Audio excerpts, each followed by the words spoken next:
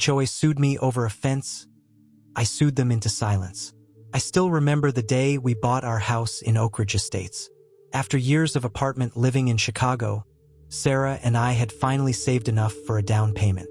The colonial-style home with its white siding and black shutters sat on a quarter-acre in a leafy suburb of Philadelphia.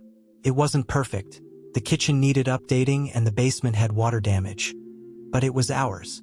"This is where Lily will take her first steps," Sarah had whispered as we stood in the empty living room after closing. Our daughter was only 6 months old then, sleeping soundly in her carrier. The previous owners had left behind a folder with community information. Inside was a welcome letter from the Oak Ridge Estates Homeowners Association, along with their 42-page rulebook. I skimmed it briefly, restrictions on paint colors, lawn maintenance requirements, holiday decoration policies. Standard stuff, I thought. We moved in during early spring.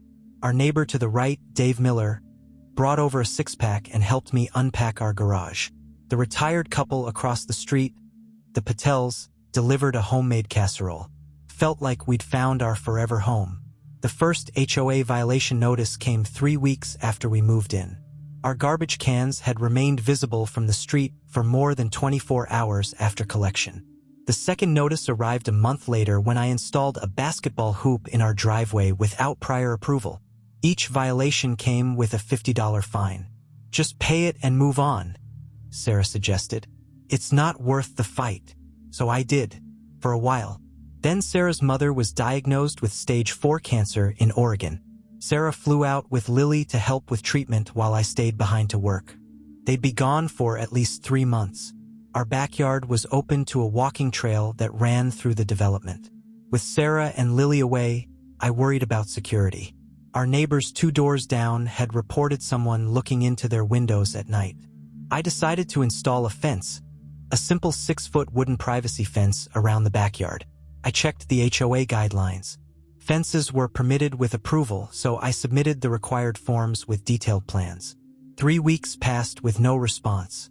I called the management company twice, leaving messages both times. Nothing. With Sarah and Lily scheduled to return in 2 weeks, I made a decision that would change everything. I hired a contractor and put up the fence anyway. The next morning, I found Patricia Whitman, the HOA president, standing in my driveway with her arms crossed. She was in her mid-60s with perfectly coiffed silver hair and a perpetual expression of disapproval. "The Architectural Review Committee has not approved this fence," she announced, not bothering with a greeting. "It needs to come down immediately." "I submitted the application over a month ago," I explained. "Nobody responded." "The committee meets quarterly," she replied dismissively. "The next meeting is in 6 weeks. You'll need to remove this fence until then." "My family is coming home next week," I said. "I'm not taking it down." Her eyes narrowed. "Then you leave us no choice but to take action." I didn't realize just how serious she was until the certified letter arrived 3 days later. The Oak Ridge Estates HOA was suing me for violating the community covenant. They were demanding I remove the fence, pay a $2,500 fine, and cover their legal fees. That night, I sat alone in my kitchen, staring at the lawsuit. The fence had cost nearly $4,000. Tearing it down would be throwing that money away. But fighting an HOA? I didn't even know where to begin. Then my phone rang. It was Dave from next door. "Heard about the fence situation," he said. "Thought you should know. They did the same thing to the Johnsons last year over a shed. And the Garcias before that over their vegetable garden. Patricia's been running this place like her personal kingdom for years." Something shifted inside me. This wasn't just about a fence anymore. It was about whether a group of neighborhood busybodies could dictate what I did with the home I worked so hard to buy. "Thanks for letting me know," I told Dave. After we hung up, I opened my laptop and typed, "How to fight an HOA lawsuit," into the search bar. Little did I know, this was only the beginning. The morning Sarah and Lily were due back, I drove to the airport with knots in my stomach. I hadn't told Sarah about the lawsuit yet. I didn't want to worry her after everything she'd been through with her mother. Lily spotted me first in the arrivals area. At almost 2 years old, she'd grown so much in 3 months. She broke free from Sarah's hand and ran toward me, wobbling on unsteady legs. "Dada!" she squealed as I swept her up. Sarah looked exhausted but smiled as I embraced them both. "Mom's responding well to treatment," she said. "The doctors are optimistic." I helped them settle back in, watching Lily rediscover her toys and room. That night, after we'd put her to bed, I showed Sarah the lawsuit papers. "For $1,000 for the fence and now legal fees on top of that?" she said, sinking onto our couch. "We can't afford this, Michael." "I've been doing some research," I told her. "The HOA didn't follow their own procedures. They're required to respond to all requests within 30 days. If they don't, it's considered automatically approved according to state law." "So what does that mean?" "It means we might have a case," I said. "I found a lawyer who specializes in HOA disputes. His consultation is free." The attorney's name was James Chun. His office was above a dry cleaner in a strip mall, but his walls were covered with law degrees and certifications. He listened carefully as I explained the situation. "HOAs count on homeowners giving up," Chun said after reviewing our documents. "They use intimidation and the threat of mounting legal fees to force compliance. But they're not above the law." He pointed to a highlighted section of the Pennsylvania Property Owners Protection Act. This clearly states they had to respond within 30 days. They didn't, and I see several other procedural violations here. "So we can fight this?" I asked. "Better than that," Chin said, leaning forward. "We can countersue."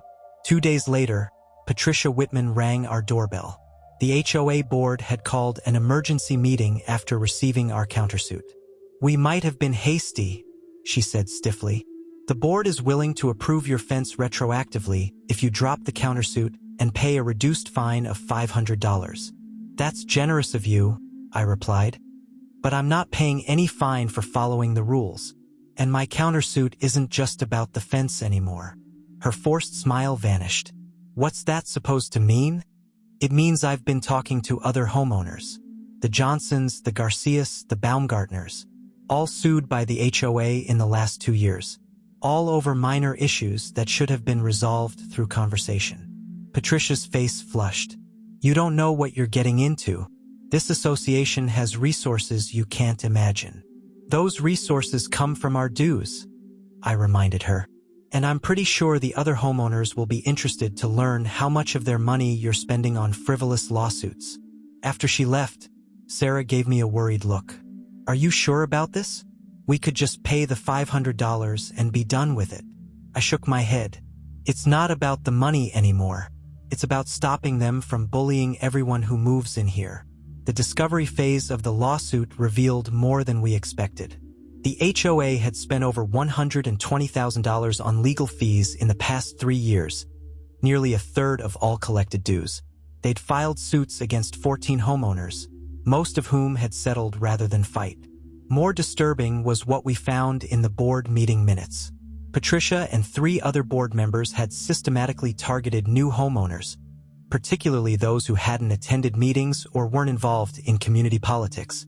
"They're making examples of people," James Chun explained, "establishing control through fear."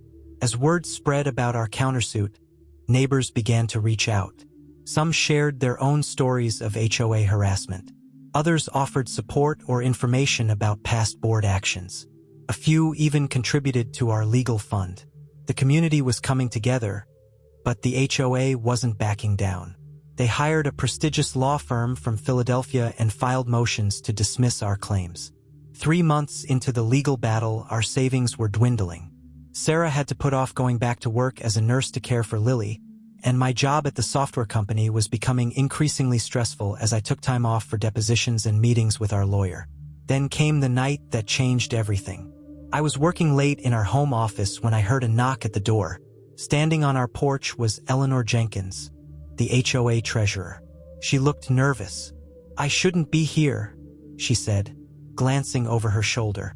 "But I can't be part of this anymore." She handed me a thumb drive. Financial records from the past 5 years. Board emails. Everything. Patricia and her friends have been using HOA funds for personal expenses. Vacations. home renovations, all disguised as community improvements or consulting fees. "Why are you giving me this?" I asked. "Because I bought my house here 30 years ago," she said.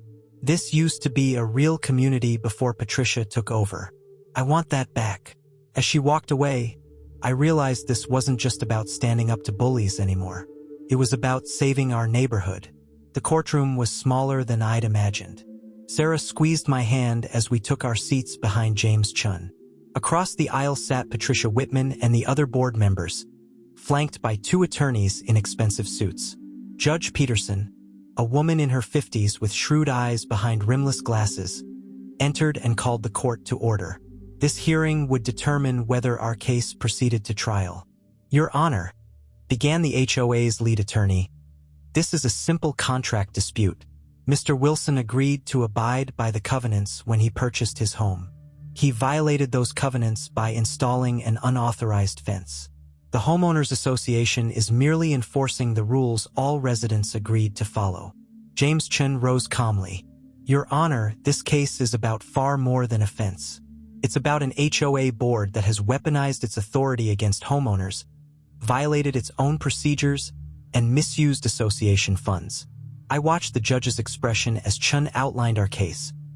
The board's failure to respond to my application within the required timeframe, the pattern of selective enforcement against newer homeowners, and the evidence Eleanor Jenkins had provided about financial improprieties. "These are serious allegations," Judge Peterson said, turning to the HOA's attorneys, "particularly the financial misconduct claims." "Unsubstantiated hearsay, Your Honor," their lawyer responded dismissively. "Mr. Wilson is attempting to distract from his own violations by smearing the reputation of dedicated volunteers." That's when James Chun produced his secret weapon. He submitted a motion to include affidavits from 17 current and former Oak Ridge Estates homeowners, all attesting to similar experiences with the HOA. Additionally, he presented a forensic accountant's preliminary analysis of the financial records from Eleanor's thumb drive. "Your Honor, we're prepared to demonstrate that this board has engaged in a pattern of abusive practices and potential financial fraud," Chun said. "We believe this rises to the level of a class action on behalf of all Oak Ridge Estates homeowners." The word fraud sent a visible ripple through the HOA's side of the courtroom. Patricia whispered urgently to her attorney, who requested a brief recess. Judge Peterson granted 30 minutes. As we waited in the hallway, James explained what was happening. "They're panicking," he said. "Fraud allegations could mean personal liability for board members. Their homeowner's insurance wouldn't cover that. And if we secure class action status, every homeowner in Oak Ridge could join the suit." When court resumed, the HOA's attorney requested a continuance to explore settlement options. Judge Peterson agreed but set strict conditions. The HOA must immediately cease all enforcement actions against my family, including removing all fines, and must schedule a community-wide meeting within 2 weeks to discuss the allegations. As we left the courthouse, local news reporters approached us. Someone had tipped them off about the case. James handled most of the questions, framing it as a story about homeowners standing up against HOA overreach. The evening news ran a 3-minute segment that night. By morning, our phones were ringing constantly. Neighbors we'd never spoken to stopped by to offer support. An online community forum filled with stories about the HOA's tactics over the years. Even the mayor called, concerned about how this would affect the town's reputation. The community meeting was scheduled for a Wednesday evening at the local elementary school cafeteria. Sarah and I arrived early, but the room was already packed. Nearly 200 residents had shown up, far more than had ever attended an HOA meeting before. Patricia and the board members sat at a table on the cafeteria stage, looking uncomfortable as homeowners continued to stream in.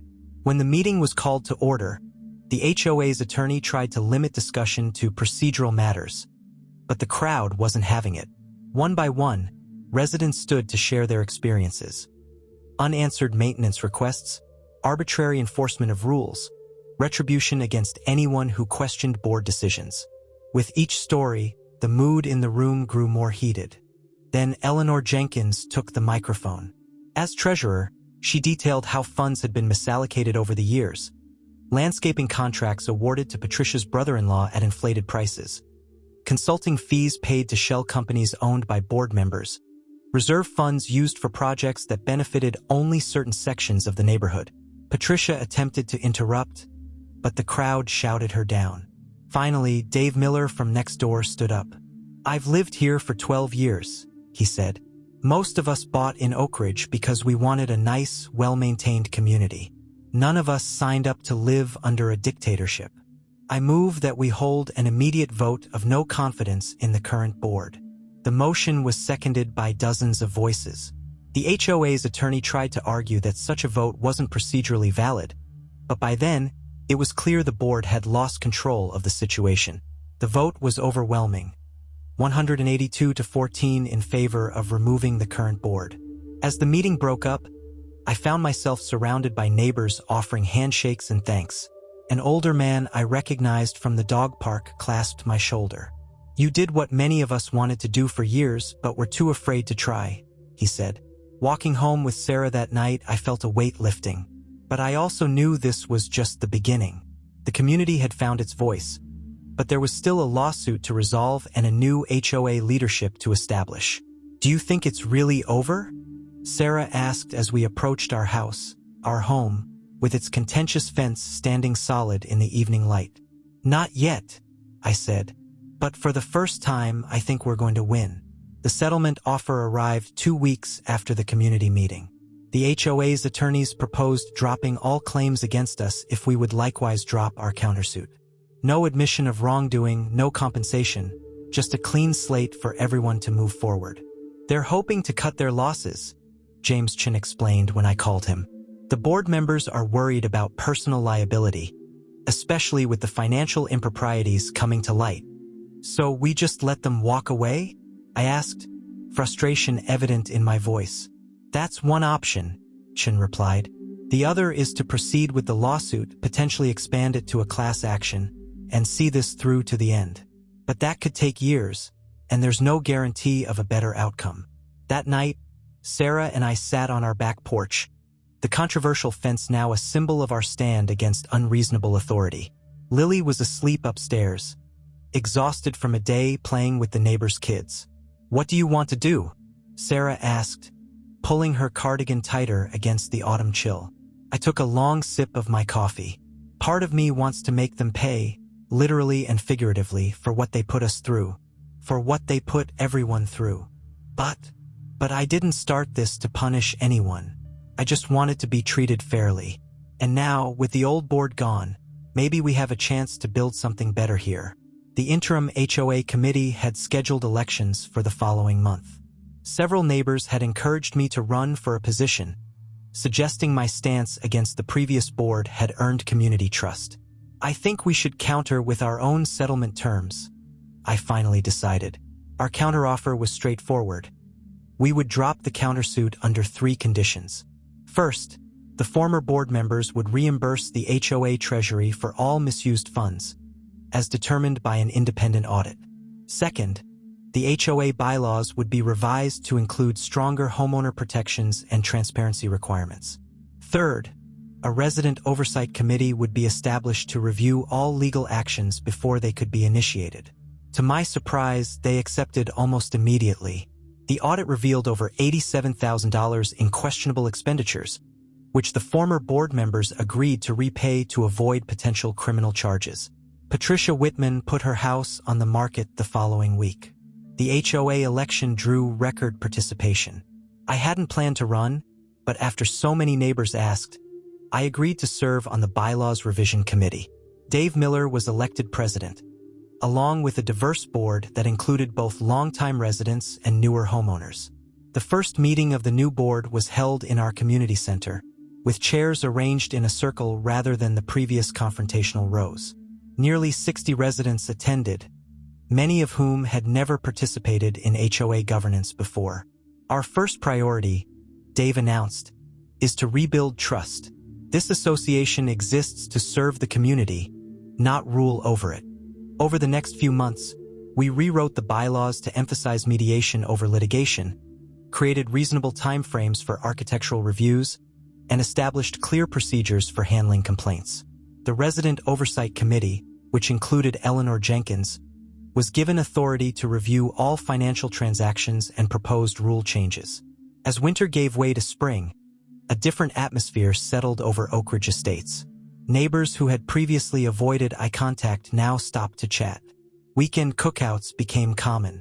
A community garden was established on an unused plot of land.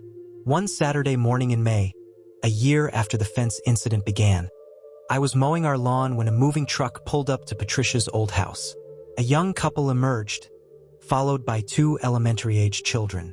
I switched off the mower and walked over to introduce myself. "Welcome to Oak Ridge," I said, extending my hand. "I'm Michael Wilson from down the street." "Thanks," the husband replied. "I'm Carlos Ramirez. This is my wife, Ana, and our kids, Miguel and Sofia. We're excited to be here. The real estate agent told us this is a really friendly neighborhood." "It is now," I said with a smile. "Hey, we're having a block party next weekend. You should come. It's a great way to meet everyone." As they unloaded their belongings, I noticed a basketball hoop in the moving truck. The old HOA would have required forms in triplicate before allowing it to be installed. I helped Carlos carry it to their driveway. "Your kids are going to love it here," I told him. That evening, as Sarah, Lily, and I walked around the neighborhood, we passed by the community bulletin board. Posted prominently was the new HOA mission statement, crafted during one of our revision committee meetings. To foster a welcoming community where all homeowners have a voice, where rules serve the common good, and where we remember that before we are an association, we are neighbors. The fence that started it all still stood in our backyard. But it was no longer a symbol of conflict. Instead, it had become a reminder that sometimes, standing your ground is the only way to create meaningful change. As we rounded the corner toward home, Lily skipping between us, I reflected on how differently things might have turned out if I'd simply paid the fine and removed the fence. Our house would still be the same. Our mortgage wouldn't have changed.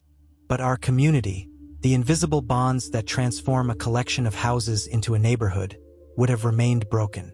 Sometimes, the most valuable improvements to a home have nothing to do with property values at all.